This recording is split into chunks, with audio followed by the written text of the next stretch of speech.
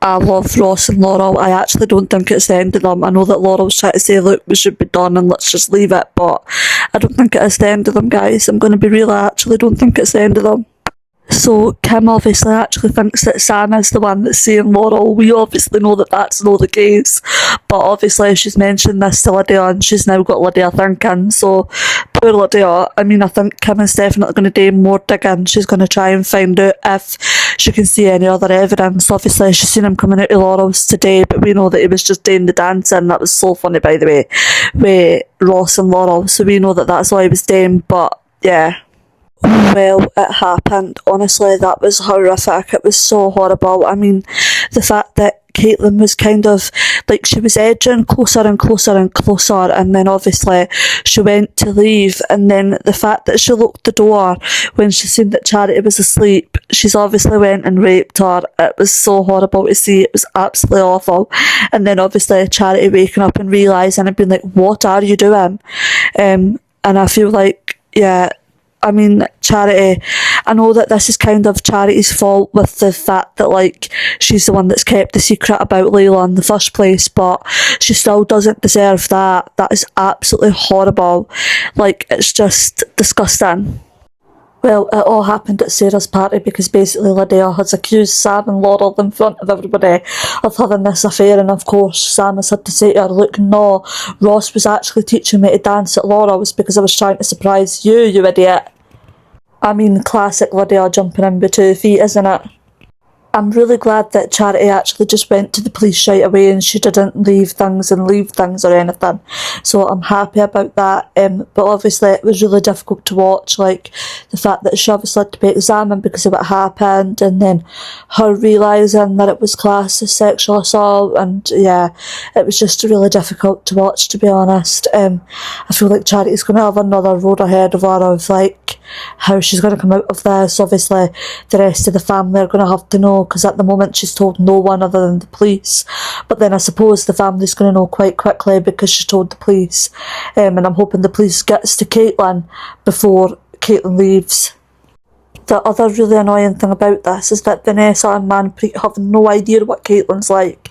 They're so on Caitlin's side, and it's like, you two are just so stupid to like realise what she is.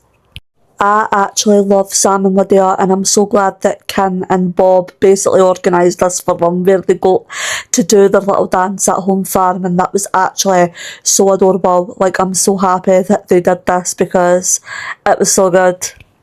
Gabby has also found out about Laurel and Ross, and she's not happy. So obviously Caitlin was arrested, but she's managed to leave now because she didn't get kept or anything because there was not enough evidence, which of course I think we all kind of guessed that was going to happen, which is bad for Charity, and basically it just keeps getting worse for Charity because she's nearly put Caleb out of business with the stealing that she did last week, and yeah, Caleb is about to go bust basically if he doesn't find something to get it sorted, so that is not good, and obviously Chaz isn't happy with that either, so yeah, it's all kind of going down, but obviously Charity hasn't come out to everybody else yet and said that actually Caitlin raped her and something really serious has happened. She's not quite said that yet, so yeah. I also don't feel like it'll be the last that we see of Caitlin, because while she's got this power and she's got all the control, she's definitely going to want to do more. So yeah, I'm not fully convinced that it's the last that we've seen of her, even though she was driven off. I think Gabby is going to have a problem with this new healthy menu that she's trying to do, isn't she? She's absolutely getting a little bit obsessed with like all the healthy eating and healthiness and all of that, and it's maybe not going to be the best obsession for her. I love that Graham gave Kyle that watch, that was so cute. And then Caleb, obviously, basically, Billy got promoted and all of that, and Caleb loves what Billy's doing, and it's all great. But basically, on the other side of this, Kerry wasn't too happy about it at first, but like, they get over it and it's fine. But then we come to find out, like, Caleb gets this phone call off Seth, and Kerry also mentions that she had a phone call off the head teacher saying that they're all off school. And then Caleb also gets his phone call from Steph. Now, we genuinely think it is Steph at first because it is obviously like so like her voice, everything, and we think it's her. Come to find out that it's actually Archie, and he's doing this to scam money off of Caleb. So he's made this AI voice, and he's basically got Steph saying, oh, please Dad, will you give me some money? And obviously, yeah, he's wanted money off Caleb, and Kerry finds this out. She goes to tell Caleb about it, but then changes her mind, and it's like he's actually a pig, and he talks to people so rude and wrong, and I want half the money, Archie. So now Kerry wants half the money instead of telling him the truth, and yeah, I can just see this all blowing up. Charity has Mackenzie thinking that she might have postnatal depression, and yeah, I feel really bad for Mackenzie. He's obviously really, really worried about her, and we all know that it's just because of this Dr. Todd situation and Layla and everything else, so we know that we don't think she does have the postnatal depression, but it seems like Charity's going along with that, so, or maybe she does have a little bit of it as well, like who knows, but she's in a very sticky situation. I really like Hope and Will, and I'm really actually loving this side to Will, to be honest. Although obviously it's affecting Sam in not really a nice way. Summer put herself in hospital obviously with the insulin pump and turning it off and everything so that she didn't have to check and all of that, which is obviously really, really dangerous. And yeah, she's put herself in hospital. Honestly, I'm not gonna lie, like, I want to have sympathy for Summer, but at the same time I just don't really, and I don't know why, but I do feel like Tyrone is going to come out and tell the truth about it, about the fact that he's seen her and stuff like that, which will obviously help her. We also had obviously Betty and the social worker. We also found out that actually it was the school that phoned the social worker, because basically they overheard Betty telling one of his friends what had happened with the microwave and stuff, and he was like really, really upset about it.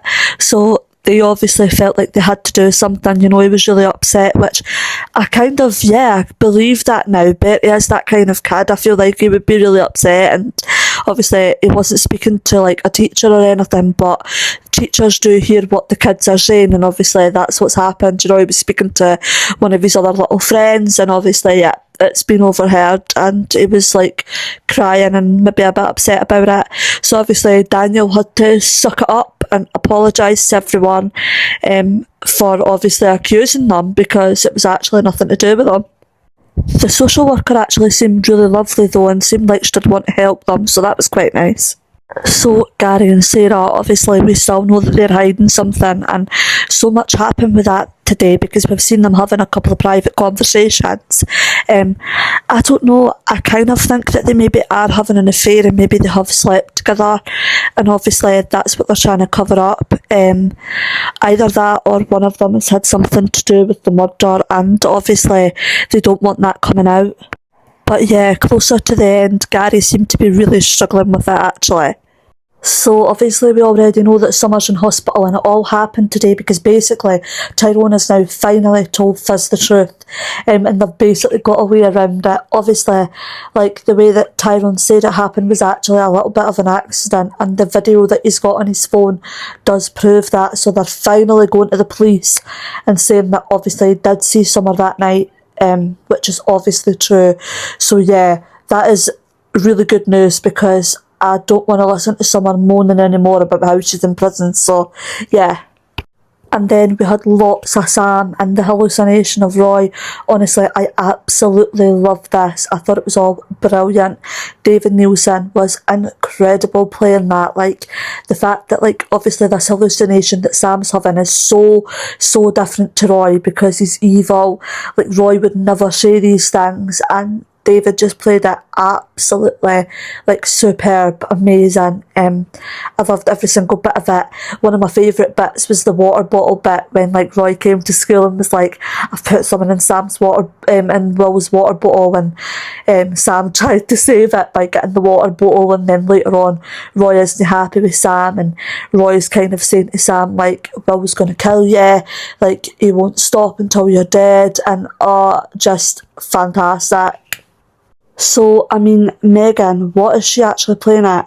Why does she think that it's okay to con her will like this? Like, obviously, she tricked him into meeting her and then was like, oh, please withdraw your statement. Didn't tell the police what I've done. Like, please. I'm like, how stupid are you actually going to be?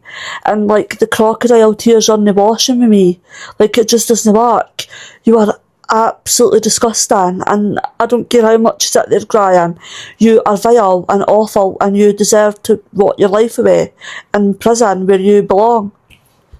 That scene with Ben and Sam, things seem to be getting worse with Sam, isn't it? I mean, Ben was just trying to talk to him and he was just kind of freaking out a little bit. Also, he made Roy think when he was like, oh my god, what if Will knows what happened yesterday? And obviously Roy never actually did any of that with the wasp and the flask or anything. So Roy's like, what do you mean yesterday? What are you talking about? So yeah, he's definitely getting a little bit more confused, and hopefully a couple of people clock on to what's going on with Sam. Well, Gary seen Theo on that floor, didn't he? He was at the top of that scaffolding, so what on earth has happened? Because that was major news. I'm loving Gary at the minute. I'm actually loving him. Mike North is actually doing such an incredible job because he's so jumpy at the minute, and because obviously he's hiding all of this and something has happened. So yeah, are we actually now thinking that it must be Gary then? Because is Gary the one that has hurt him like that, and that's what's happened? Is like, how is Gary got there? How is he knew to go there? Like, yeah, there is still so many unanswered questions. If it is Gary, which I think it's kind of, yeah, it's the point where we think it is now. So, yeah, Gary maybe is the one that murdered Theo, but how on earth has that happened, and how has he managed to get there, and why is he new to go there? There's so many questions that we need to find out the answers to, so hurry up, Coronation Street, and give us that full flashback because we want to know. So obviously Ronnie came up with this big idea that the girls should go on holiday with Debbie and everything, but Debbie's scared to go because she's like scared that she'll get lost or not remember where she is, and like it will just be a bit of a disaster, so she doesn't want to go, which you can understand. But it's so good how the girls are like, well, we don't want to go without you, so we're not going to go without you getting to come. Well, poor Sam all kicked off today, didn't it? So basically, he has got this psychosis, obviously, as we've known for a little bit now. He's having these hallucinations of Roy in particular, and today it basically happened in the cafe, and he ended up hurting Roy because of it, because obviously he thinks that Roy's evil and trying to tell him to do all these things, and it's not true. They have ended up getting him to hospital, which I suppose is good, so hopefully he's going to be able to get some help from that and he might be okay.